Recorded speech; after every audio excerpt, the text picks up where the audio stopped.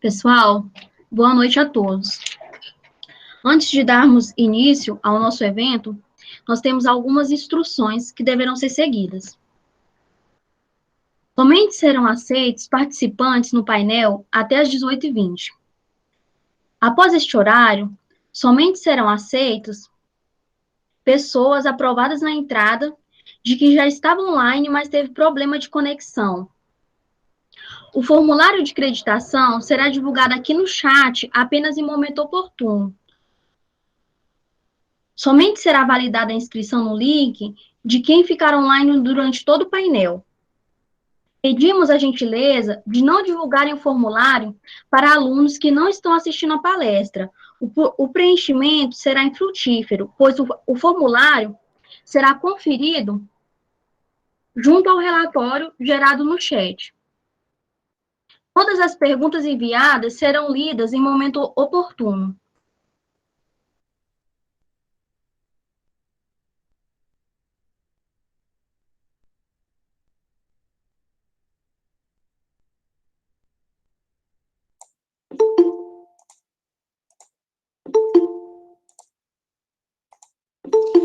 Pessoal, boa noite, tá? Nós vamos dar início à palestra. Eu estou aceitando ainda, tá certo? Por isso que está esse barulhinho. Já está sendo gravado, tá certo? E como sou eu que tenho que aceitar, então todo mundo está pedindo. Infelizmente, esse barulhinho vai ficar até eu aceitar todos. E no Google só cabe 250 pessoas. A hora que chegar em 250, não entra mais ninguém. Não é que eu não queira, tá? É porque o Google não aceita. O máximo são 250 pessoas, certinho? Então, chegando a esse limite, mesmo que eu queira permitir, ele não aceita, ele já nem me mostra mais, tá certo? Então, desculpa por esse barulho, mas como sou eu, não é, que estou permitindo, vai ficar esse barulhinho até eu conseguir colocar, né, todos aqui. Mas, então, vamos dar a abertura, né, à nossa palestra de hoje, com a doutora Viviane Cristine, tá, que nos deu a honra de aceitar o convite para, né, nos falar sobre essa, né, discussão muito grande sobre a Lei Maria da Penha. Mas antes de eu passar a palavra para a doutora Viviane, e antes de ler o currículo da professora Viviane, eu vou dar a palavra para a presidente das casas, né, as quais nós ajudamos pelo projeto Madre Teresa de Calcutá, que é o projeto que vocês viram aí na tela, antes, né, de começar a nossa palestra. Tudo bem? Então, a Marta, né, da Casa do Acolhimento, ela vai dar uma palavra. Deixa eu ver, que parece que colocou uma mensagem aqui. Deixa eu ver, a Marta da casa não estou conseguindo entrar pelo celular, aparece reunião inexistente. Bom, gente, a casa de acolhimento está aqui, mas parece que no celular não tem como, né? Já lotou, coloquem aí para mim, gente, e postem já para o pessoal lá, que às vezes está tentando entrar, porque às vezes acha que sou eu que não quero aceitar, é porque realmente, tá, não tem como aceitar, tá, porque o limite é até 250 só, tá certo? E aí, não entra mais, tudo bem? Então, gente, aí eu não posso fazer nada com relação a isso, porque o máximo é isso, essa quantidade de pessoas, não tem como abrir mais, tá certo? Tudo bem? Bom, então, a Marta não tem condição de falar, pelo que eu vi aqui pelo chat, não está conseguindo, deve estar com algum problema, não é? Deixa eu ver aqui, a Marta, né? Não estou conseguindo entrar pelo celular, aparece reunião não inexistente. Bom, Bibi, entre em contato com a Marta, tá? Aí no WhatsApp dela, vê se a gente consegue ver aqui, a hora que der um espaço, ela entrar para ela poder dar a palavra, mesmo que seja no final, tá bom? Então, gente, vamos dar a abertura oficial com relação a essa palestra, que foi organizada pelo projeto Madre Teresa de Calcutá. Já agradeço a todos os participantes do projeto, sem eles a gente não estaria realizando estas palestras, tá certo? E a professora, né, doutora Viviane, que nos deu a honra de aceitar o convite. Ela é bacharel em Direito pela Universidade de Uberaba, especialista em Direito Processual Civil e Penal, tá, militar, professora titular da Universidade de Uberaba, mestranda em Educação na Universidade de Uberaba. Professora e doutora Viviane, tem a palavra, tá, para ministrar a sua palestra. Boa noite. Boa noite, professora Jussara. Eu vou compartilhar, antes de algumas considerações, eu vou compartilhar aqui a tela com os slides que eu preparei. Vamos ver se vai dar certinho, a gente fez o teste, né? Mas antes de qualquer coisa, vamos para os testes iniciais. Está conseguindo, aparecendo aí para vocês, professora Jussara, tudo certo? Agora que vai entrar. Ah, tá. Então, isso, apareceu. Apareceu, tá compartilhado toda a tela, consegue compartilhar toda a tela? Não, pode deixar assim, Vivi, porque aí aparece a tela e você. Ah, perfeito, combinado. Então... Aparece o PowerPoint e você aí falando. Ah, tá, perfeito.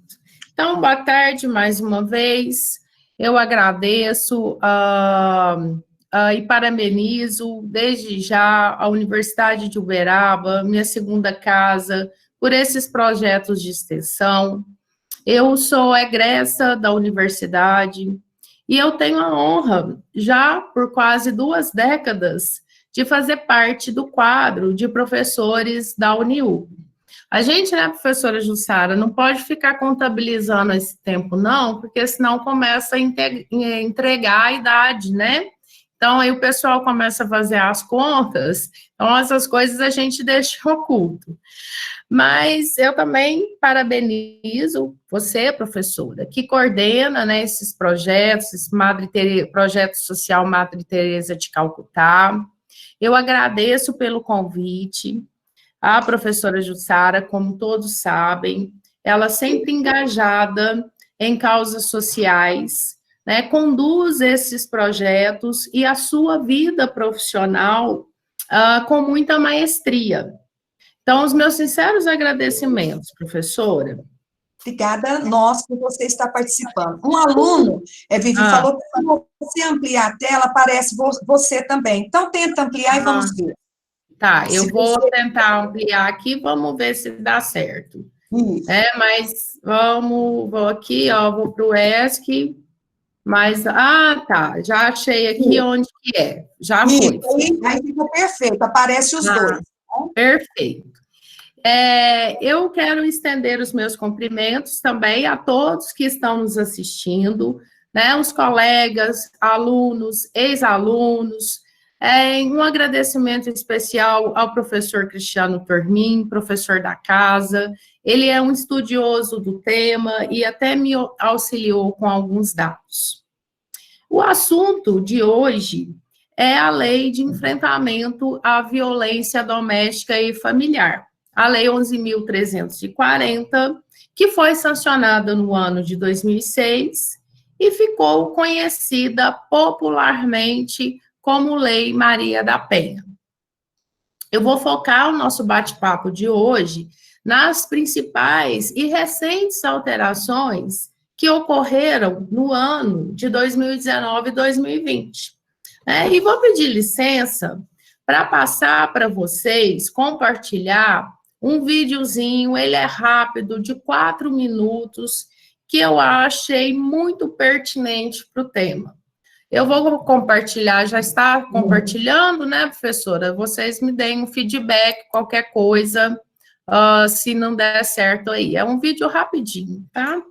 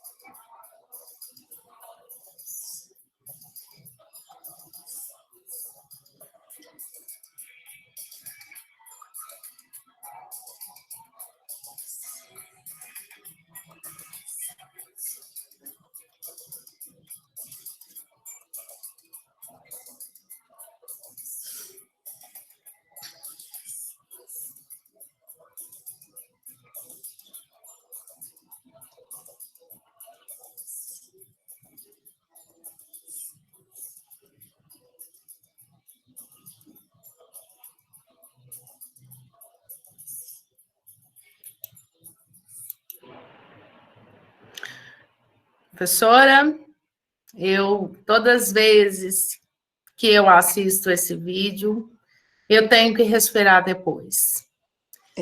Realmente.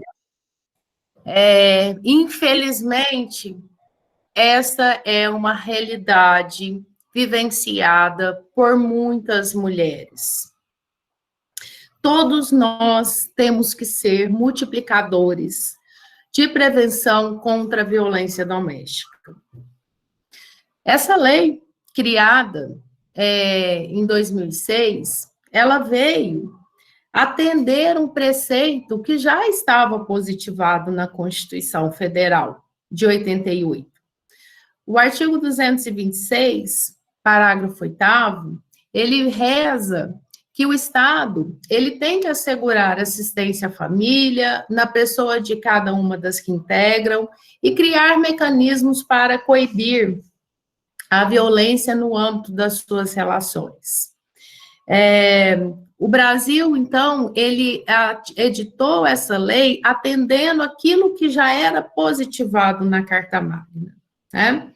A Lei Maria da Penha, hoje, ela é reconhecida pela ONU como uma das melhores leis de enfrentamento à violência doméstica e familiar. Eu devo ressaltar que o Brasil, sendo signatário de convenções internacionais, Convenção Interamericana, visando prevenir, punir e erradicar a violência doméstica, Convenção Belém do Pará, que foi editada pela Organização dos Estados Americanos em 94 e ratificada pelo Brasil em 95, apesar do Brasil, e felizmente o Brasil é signatário dessas convenções, porque foram esses organismos internacionais que forçou o Brasil a editar a lei, né? Apesar de estar lá previsto na Constituição desde 1988. E por que eu uso essa palavra tão dura, né, que o Brasil ele foi obrigado? Porque foi através de uma denúncia feita por Maria da Penha, que foi vítima de violência doméstica, que a Organização dos Estados Americanos responsabilizou o nosso país por omissão e negligência no que diz respeito à violência doméstica, utilizando como base o próprio relato da Maria da Penha, né? Então, eu afirmo para os senhores que essa lei não é fruto de uma política criminal, como deveria ser. Ela nasceu por fruto de uma incompetência e demora do Brasil em criar mecanismos para coibir e evitar a violência doméstica e familiar. E por que a lei tem como personagem principal a mulher e não o homem? É porque as estatísticas mundialmente comprovam que a maior vítima de violência é a mulher. Essa lei, hoje, com o posicionamento dos tribunais, ela serve para a proteção de todas as pessoas que se identificam como sexo feminino, né? Sejam heterossexuais, homossexuais, transgênero, transexual. Então, essa lei dá proteção para qualquer vítima que se identifique com o sexo feminino. Qualquer pessoa, seja homem, seja mulher, pode praticar, né, o crime de violência doméstica e familiar. Essa lei também dispõe acerca da criação dos juizados de violência doméstica e familiar. Ela estabelece medidas de assistência, de proteção à mulher. Ela prevê essas varas especializadas nas comarcas em que a disposição judiciária ela tem a estrutura para tanto. Aqui em Uberaba, nós não temos uma vara especializada, né? Aqui em Uberaba, os processos, eles tramitam perante uma das 3 varas criminais, geralmente eles são destinados lá para a 2ª vara criminal, né? Mas nós temos delegacia especializada no enfrentamento da violência contra a mulher, e nós temos as casas de apoio, né, que exercem um papel primordial na ajuda no combate dessas questões de violência doméstica e familiar. Outra coisa que é importante salientar, que às vezes o acadêmico de direito ele faz confusão, né, é que essa lei ela não contempla infrações penais. Essa lei, ela não tipifica crimes. Esses crimes, eles estão tipificados lá no Código Penal, né? Essa lei, ela cria mecanismos, ela dispõe de maior proteção para as vítimas de violência doméstica. E quando nós falamos em violência doméstica, violência contra a mulher, nós sabemos que não é um fenômeno recente. Em que pese tenha ganho maior visibilidade na década de 1970, com a eclosão dos movimentos feministas, desde a Grécia Antiga, a mulher era vista como o oposto da verdade e do conhecimento, né? Desde a antiguidade, a mulher é vista como um ser inferior, uma alma inferior, motivo pelo qual as mulheres gregas eram despossuídas de direitos políticos e jurídicos. E eu fico pensando, professora, em pleno século XXI, né? Professora, os demais amigos presentes, como que o preconceito ainda está arraigado na sociedade, né? A cultura do machismo, a cultura de pessoas que acreditam que a mulher, ela tem que casar, ela tem que procriar, ela tem que ter filhos. Que lugar de mulher é na cozinha, esquentando a barriga no fogão e esfriando no tanque. Que a mulher, ela tem que pilotar em um fogão. Aquela cultura de que briga de marido e mulher não se mete a colher. Então, a sociedade, ela ainda é patriarcal, ela é racista, ela é homofóbica, né? Essas relações de dominação, historicamente, elas são acompanhadas de um discurso falso que mascara as desigualdades sociais. E aí, talvez seja por isso, né, que o legislador dispôs de forma expressa, na Lei 11.340, em seu artigo 2º, que a mulher goza de todos os direitos fundamentais inerentes à pessoa humana. O que é um absurdo, no primeiro momento, o legislador ter que vir dizer que a mulher é possuidora de direitos fundamentais. É um absurdo. Isso por quê? Porque a mulher ainda é tratada e sempre foi tratada como um ser inferior. E os números da violência são assustadores.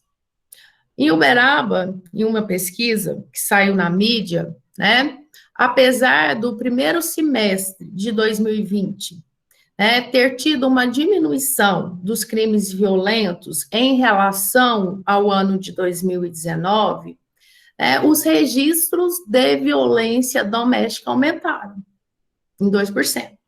Né? Existe também o Fórum de Segurança Pública, né, que em 2019 apurou que a cada 2 minutos existe um registro de violência doméstica. E olha que eu fico imaginando, né, como serão esses números pós-pandemia, né? O que vai acontecer pós-pandemia e o que está acontecendo nesse momento de pandemia Covid-19? Como serão esses dados? Houve algumas vozes no começo dessa pandemia que dizia, não, a violência doméstica diminuiu, que nada, né? Tem se falado muito, a palavra do momento é a subnotificação. Ocorrendo é uma subnotificação. Porque a partir do momento que foi decretada a ordem de isolamento, essa ordem de distanciamento, a mulher acaba tendo mais dificuldade para denunciar o seu agressor. A ONU,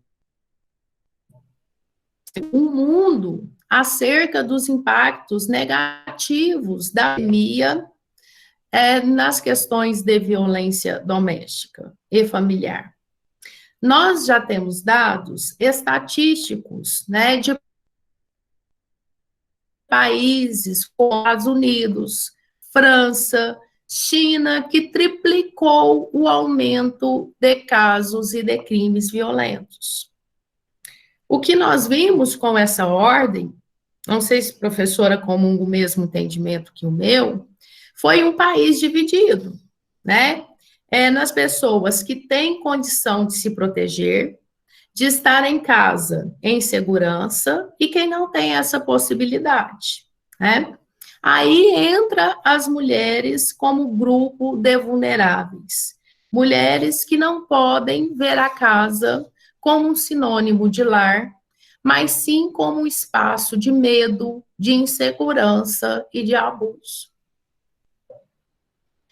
Para ajudar e auxiliar as vítimas de violência, o governo disponibiliza, né, um 180, nós temos a possibilidade da vítima denunciar o seu agressor por redes, a ocorrência eletrônica, nós temos aplicativos importantes de aparelhos celulares, né? Tem uns aplicativos muito bacana, né, que é o Me Respeita, Penhas, SOS Maria da Penha, para mulheres que até já têm essa medida protetiva. Quem desenvolveu a Vitória, a cidade de Vitória, né, no Espírito Santo, desenvolveu junto ao Tribunal de Justiça o botão do pânico, né? E esse botão do pânico, que é acionado pela mulher vítima de violência doméstica, ele tem como objetivo ampliar a segurança das mulheres que já possuem a medida protetiva. Além de emitir né, um sinal para a central da Guarda Civil Municipal, da localidade em que ele é vinculado, ele emite o sinal, aparece a localização da vítima, uma foto da vítima e do seu agressor, e ele grava toda a conversa em torno da mulher naquela situação de perigo, né, gerando, assim, até uma possível prova. Eu estou compartilhando aí na tela um aplicativo que tem aqui em Minas, que o governo desenvolveu junto com a Polícia Civil, né, uma plataforma tecnológica para orientar as mulheres que são vítimas de violência. Essa plataforma, ela utiliza como suporte dados, dados, informações para as mulheres, um serviço de apoio para as mulheres que são vítimas de violência. E essa plataforma, ela permite, inclusive, né, uma criação de uma rede de contatos para que o usuário, né, dessa plataforma possa, apenas num clique, acionar via SMS as pessoas cadastradas na sua lista de contatos, né, quando elas estiverem vivenciando alguma situação de perigo. Infelizmente, apesar desses dispositivos, dessa rede de proteção, né, às mulheres, às pessoas vítimas de violência doméstica, eu coloquei aí na tela também o programa Proviver Mulher, né, os organismos que são conveniados com a Prefeitura de Uberaba, essas casas que fazem esse trabalho, né, essas entidades de proteção à mulher, de abrigo, de apoio, né? Apesar de toda essa rede de proteção que nós temos, o nosso país ainda ocupa a 5ª posição com as maiores taxas de feminicídios. E o que é o feminicídio? O feminicídio é o crime de ódio, é aquele crime em que se mata a mulher por razões ou em decorrência de violência doméstica e familiar. A ONU, nos afirmou que a região da América Latina como um todo é mais perigosa para as mulheres fora das zonas de guerra, né? Segundo a ONU, a cada 3 vítimas de feminicídio no Brasil, 2 delas foram mortas em casa. O feminicídio, né, recordando, ele é uma circunstância que qualifica o crime de homicídio. É um crime hediondo, e provado os indícios de autoria e de materialidade, né, isso vai terminar lá em tribunal do júri. Né, e o legislador traz penas altas para esses tipos penais. Mas, infelizmente, né, as penas, toda essa rede de proteção, ela ainda não é suficiente para coibir essa questão de violência doméstica e cultural, que é algo que, infelizmente, parece que está arraigado na nossa sociedade. Essa cultura da violência contra as mulheres. E, às vezes, alguém me pergunta, uma ou outra pessoa, mesmo durante as aulas, né, se tem um padrão. Qual é o padrão de vítima de violência doméstica e familiar? E é inadequado nós falarmos que existe um padrão. A violência doméstica, ela atinge todas as classes sociais. Todas as classes sociais. Algumas mulheres, elas têm dificuldade em denunciar o seu agressor. Elas têm dificuldade em denunciar o seu agressor, por inúmeros fatores, né? Seja por medo, por vergonha, por culpa, por desacreditar na justiça, né? Pelas questões culturais, financeiras, emocionais. É fora que existe o peso, o ônus do processo, né? De ver o pai de seus filhos, ou aquele homem que ela tanto amou, sendo preso e processado.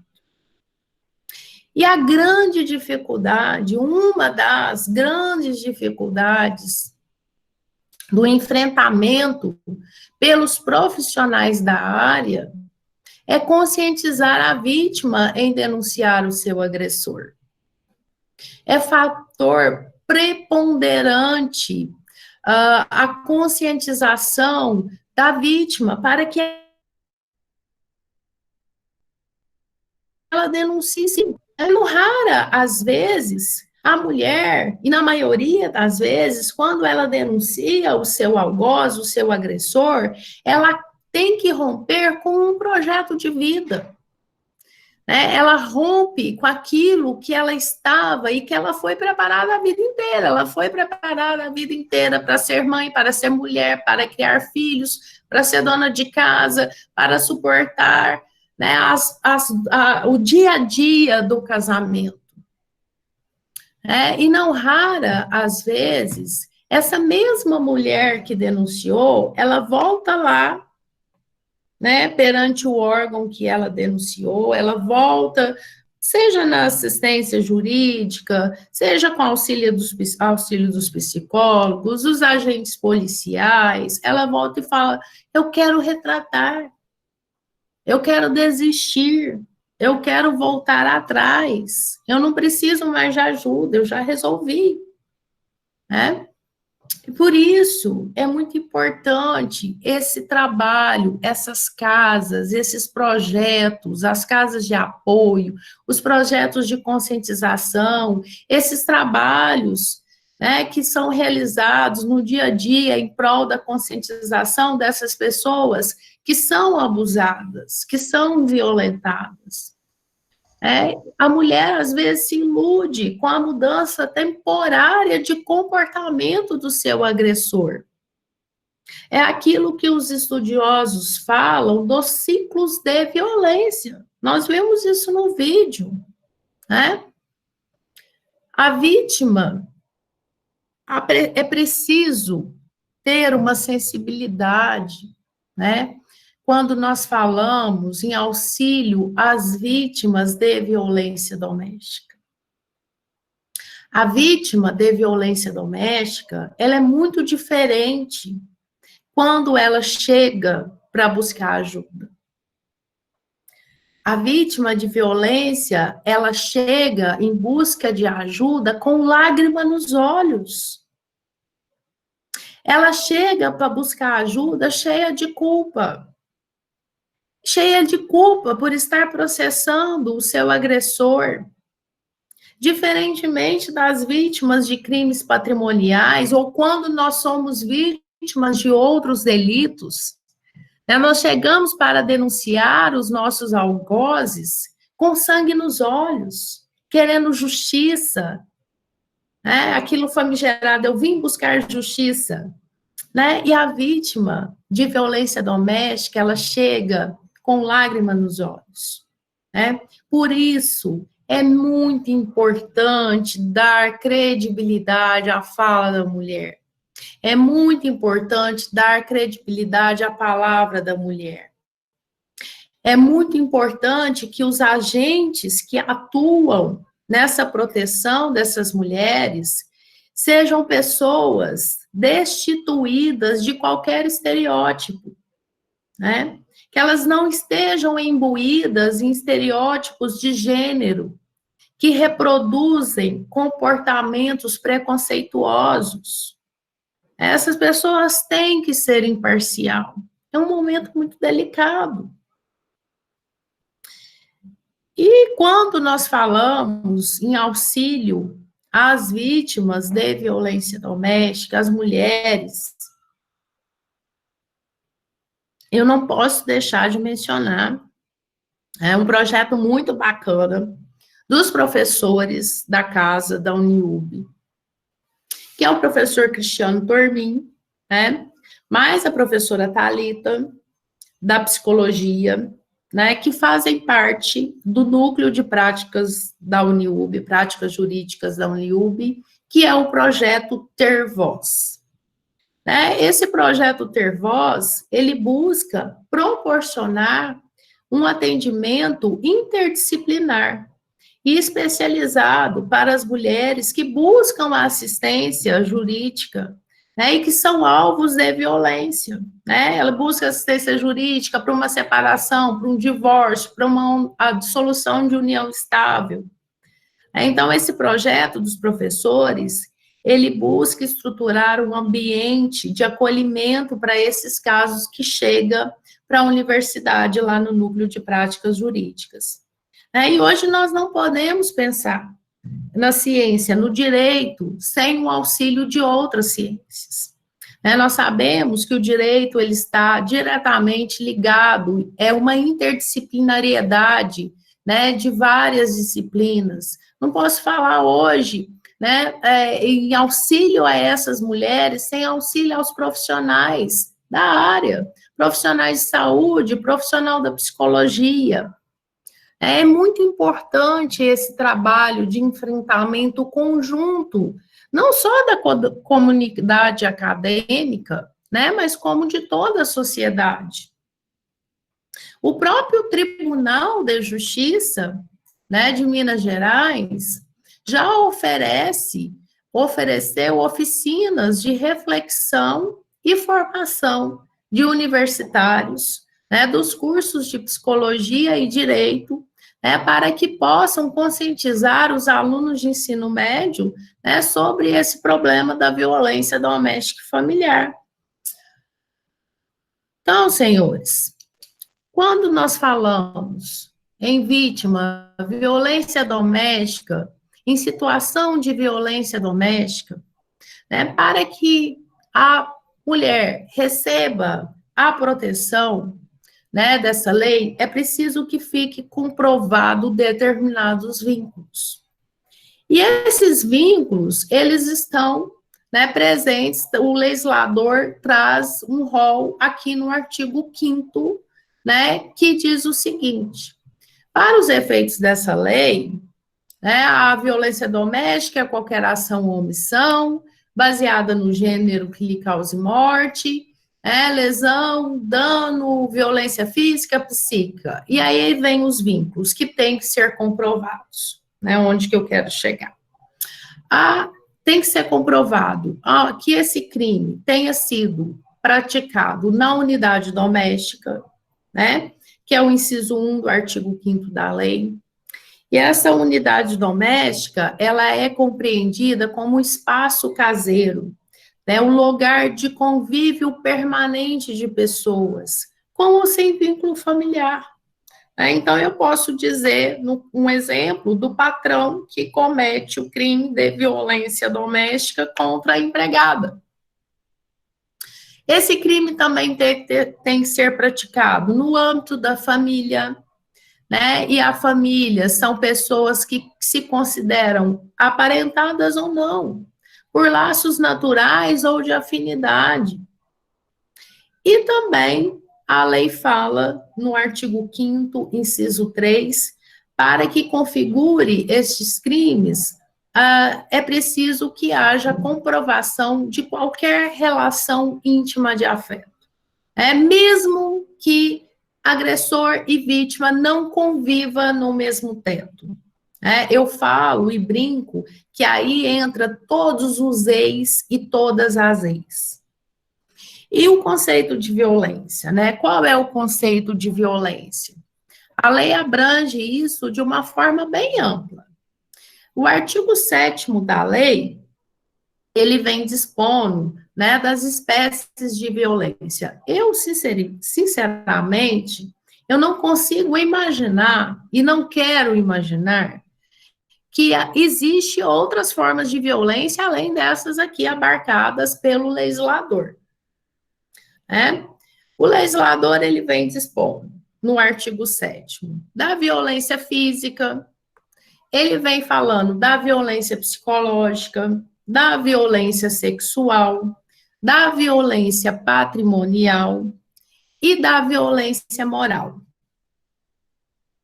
Quando a gente fala de violência física, essa é a mais perceptível, geralmente é a mais perceptível, né?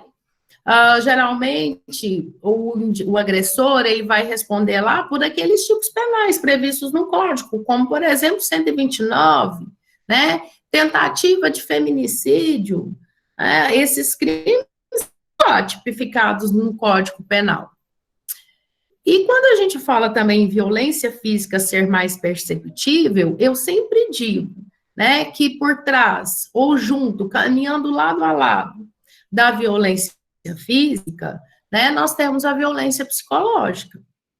Eu não consigo pensar em violência física, dissociar a violência física da violência psicológica. Eu não consigo dissociar a violência psicológica da sexual, né? A violência psicológica é aquela que causa uma marca, um dano na alma. E ele é todo comportamento que cause um dano emocional, uma diminuição da autoestima da vítima.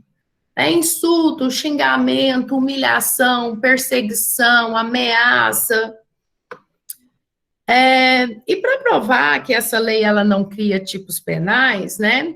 Tem um artigo novo no Código Penal que eu acho bastante bacana a gente falar aqui dele, muito utilizado pelos agressores, né, quando praticam o crime de violência psicológica contra a mulher.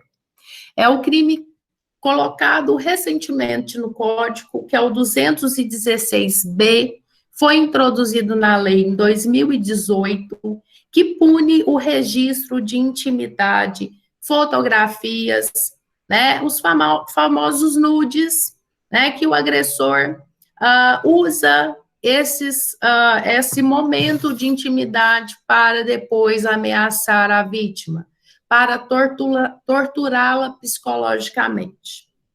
Apesar desse crime, 216B, tá lá no bloco dos crimes sexuais, né, configura para a Lei Maria da Penha, para a Lei 11.340, uma espécie de violência psicológica, né? Porque não há tortura maior do que essa. Né? Então, por isso que eu sempre digo que a violência psicológica, ela está atrelada às outras espécies de violência que o legislador fala. A violência sexual, né, aquela que o agressor obriga a vítima a participar de relação não consentida, obriga a vítima a ter filhos ou a não tê-los, obriga a vítima a se prostituir. E falando em pandemia, quando eu falo dessa violência sexual, eu lembro com pesar que a ONU, em 2008, né, ela disse que houve uma epidemia na África, né, pela prática do crime conhecido como estupro corretivo, né, que é aquele estupro com a intenção de corrigir orientação sexual. Aqui no nosso país, na nossa legislação, em 2018, o legislador acrescentou lá no artigo 226 do Código Penal, né, um dispositivo que aumenta a pena do cidadão que pratica um crime sexual dessa natureza, né, que visa controlar o comportamento social ou sexual da vítima. Um absurdo, chamado estupro corretivo. Nós temos violência patrimonial, que a lei dispõe, né, que é a subtração, destruição de bens, objetos, instrumentos de trabalho da vítima. Nós temos também a violência moral, que é aquela que consubstancia, que vai ser praticada através de alguns crimes, também tipificados no Código Penal, que é o artigo 138, calúnia, 139, injúria, e 140, que é a 138, calúnia, 139, difamação, perdão, e 140, que é o crime de injúria. Então, os mecanismos dessa lei, surgidos por essa lei, são no sentido de definir as formas de violência, que fala que a violência hoje contra a mulher, ela independe de orientação sexual. Essa lei proíbe também a questão de cestas básicas, de penas alternativas para o agressor. Essa lei traz a possibilidade de prisão preventiva para o agressor. Ela aumenta também a pena do agente que pratica o crime contra a mulher que tem deficiência. Em 2019, professora, já caminhando para o fim, mas não posso deixar de mencionar as alterações, saídas do forno, que nós tivemos em 2019 e 2020. Teve uma alteração agora, no ano de março, abril de 2020. O legislador sempre preocupado, cuidando, na preservação dos direitos da mulher. Ele dispôs, ele alterou a lei, para dispor, a partir de 2019, que a mulher vítima de violência, ela terá prioridade de remoção quando servidora pública. Outra coisa interessante, professora, eu lembro da matéria aí ministrada, por ter a função do vínculo trabalhista por até 6 meses, quando essa mulher precisa afastar do trabalho, do local de trabalho. Essa lei, agora, em 2019, ela trabalha com a possibilidade, de dispositivos de segurança para monitoramento das vítimas de violência doméstica. Aí o botão do pânico, eu já lembro o que aconteceu em Vitória, e o legislador agora vem falando dessa possibilidade. E isso será, quando é preciso o monitoramento da vítima, será às expensas, às custas do agressor, será colocado na conta do agressor. Outra medida interessante e nova de 2019 é a questão do agressor cobrir as despesas, que são gastas pelo Sistema Único de Saúde no atendimento a essa mulher vítima de violência doméstica. Há também, professora, agora a partir de 2019, há um registro criado pelo Conselho, um banco de dados criados pelo Conselho Nacional de Justiça, com a finalidade de fiscalizar a efetividade das medidas protetivas que são conferidas ao agressor quando pratica a violência doméstica. Isso quando já chegou lá, perante o conhecimento das autoridades competentes.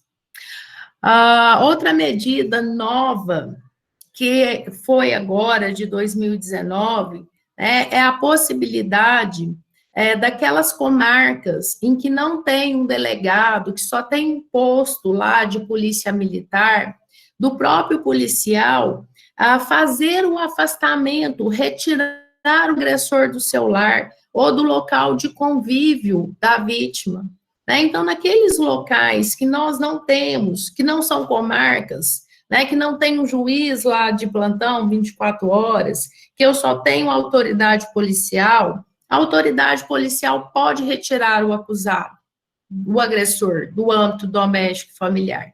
Se não tem delegado, só tem um posto policial, o policial militar também pode fazer isso.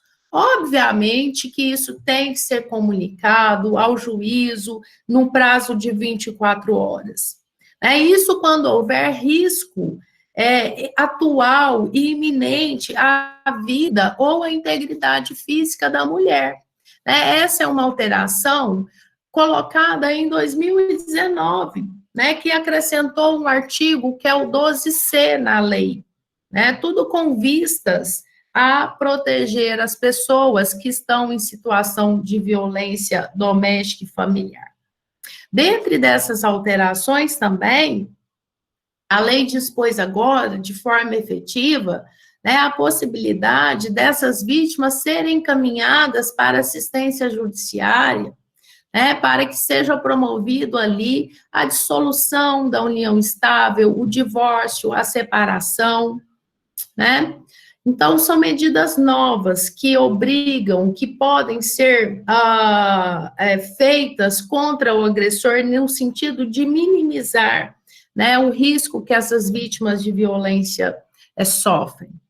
E dentro das medidas protetivas que são conferidas, né, de proteção à vítima em desfavor do agressor, agora em 2020, além das que já existiam, né, e essa medida está sendo muito comentada, né, que é o comparecimento, isso foi agora em abril de 2020, né, o legislador incluiu 2 incisos no artigo 22, que foi a possibilidade, a determinação de comparecimento do agressor a programas de recuperação e reeducação. E tem mais um inciso que fala, né, na possibilidade do acompanhamento psicossocial do agressor por meio de um atendimento individualizado ou grupo de apoio. Né? Isso foi acrescido no artigo 22, além daquelas já existentes, das medidas já existentes. Né? E quais são essas medidas existentes e conhecidas? Porque quando nós falamos em lei Maria da Penha, todo mundo, mesmo sendo leigo, sabe que existe essa lei para a proteção das pessoas, né, das mulheres.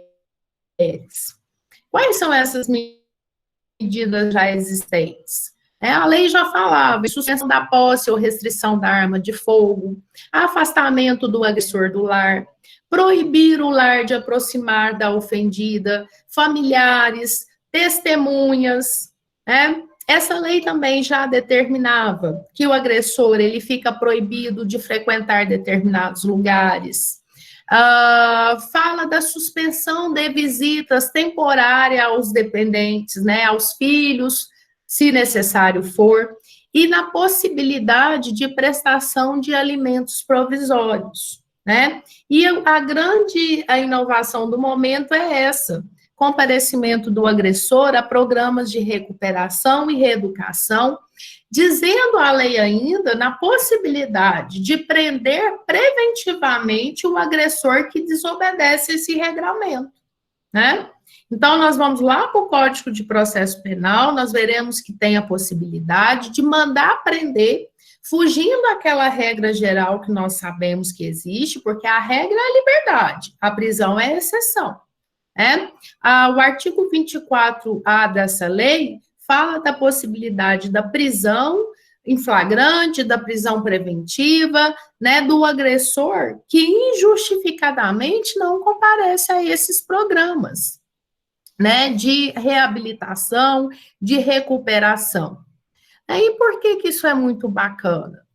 Né? Porque a adoção desses programas de recuperação e reeducação do agressor já era até prevista, né? Uma realidade que já era prevista na execução penal. Né? Mas essas alterações, os estudiosos do assunto acreditam que elas tendem a ocasionar mudanças significativas na vida dos homens e de suas companheiras, né? Sobretudo na redesignação desses papéis, né? Eliminando aqueles padrões tóxicos, né? Aqueles comportamentos, né? Que parece que estão arraigados na sociedade. Então, acredita-se que com essa alteração haverá, sim, uma eliminação desses padrões e, consequentemente, uma redução dos índices de reincidência. O que nós, sinceridade, acreditamos e esperamos que isso venha acontecer, né? É o sentido educativo da pena, né? Prevenindo a reincidência criminal, né? Despertando a participação, né, de todos nesse combate, né, com esses programas que nós temos, né, aprimorando esses programas. E eu vou finalizar, eu sei que nós já estamos aí caminhando para os segundos finais, né? Eu vou finalizar o nosso bate-papo com uma frase dita pela Lei Maria da Penha, né, que eu acho ela muito bacana, que ela diz o seguinte: a melhor coisa que um homem pode fazer pelos seus filhos é respeitar a mãe deles quando amá-la já não for mais possível, né? Então, fica aí a reflexão, e eu estou à disposição, né, de todos vocês, agradeço a paciência, né, para qualquer dúvida, qualquer esclarecimento que se tiver e houver. Eu agradeço a participação e a oportunidade, viu, professora Jussara? Obrigada, professora Viviane, tá? A palestra é excelente, todo mundo aí está falando que a palestra foi ótima, né? Muito obrigada pelo aceite seu em estar aqui participando das nossas palestras que estão sendo elaboradas pelo projeto. Infelizmente, a Marta não conseguiu entrar, né, porque lotou, aí não teve jeito, porque é só até 250, mas ela mandou agradecer, né, a todos, e que, né, o projeto aí sempre está ajudando, né, as casas. E vou passar agora para a Camila, para que ela possa fazer os agradecimentos finais, porque parece que perguntas não vai dar tempo, porque eu tenho que entrar em aula 19, né? Então, Desculpa, professor, o tempo, mas eu me coloco à disposição depois para responder essas perguntas, tá? Podemos marcar qualquer hora, e é só marcar que nós estamos aqui. Com certeza. Aí, os meninos que ficaram encarregados de verem as perguntas, né, já salvaram, e depois ou nós passamos para você, ou nós marcamos um outro horário, tá bom? Perfeito. Então, muito obrigada, palestra excelente, né, todos adoraram, e obrigada novamente por você ter aceitado, por estar abrilhantando, né, as palestras do nosso projeto. Todos os participantes te agradecem. E para fazer o agradecimento final, a Camila, tá, vai fazer o agradecimento. Tá? Boa noite a todos. Boa noite. Nós, do Projeto Madre Teresa, agradecemos a palestrante Viviane por ter investido do seu tempo para nos elucidar acerca de um assunto tão frágil e importante presente na nossa sociedade desde o início dos tempos, nos mostrando durante esse evento que a violência contra a mulher está ainda presente nos dias atuais, cabendo a cada um de nós se envolver e contribuir para erradicarmos esse fato doloroso e persistente na história cultural das mulheres. Por este momento tão elucidativo, agradecemos a essa professora e amiga tão querida por ter nos agraciado com tamanho conhecimento. Obrigada, professora. Eu que agradeço, Camilinha. Obrigada. Obrigada a presença de todos. É um prazer sempre. Obrigada, professora. Obrigada, Viviane. Obrigada a todos que estiveram aqui presentes, tá? E até a nossa próxima palestra. Né? Fiquem com Deus. Então, encerrado a nossa palestra de hoje, tá? Um beijo a todos e boa noite.